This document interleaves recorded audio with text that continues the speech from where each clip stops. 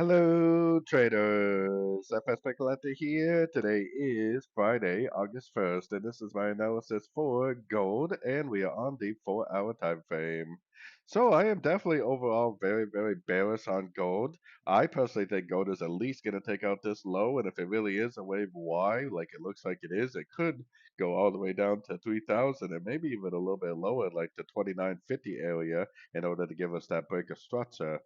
But it doesn't mean that it could possibly not make, like a decent pullback, like a wave one, wave two, eventually go down for a wave three, four, and five.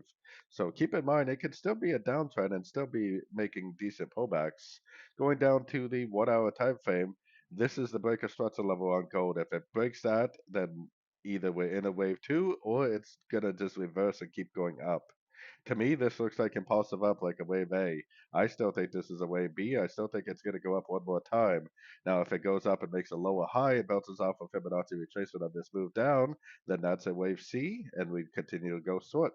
If it goes up and takes out this structure, then that's probably not an ABC. That's probably a 1, 2, 3, and we're either in a wave two on the daily 4 hour, or it's just going to reverse back to the upside because you do have to remember that gold is basically a never-ending uptrend on the very high time frames.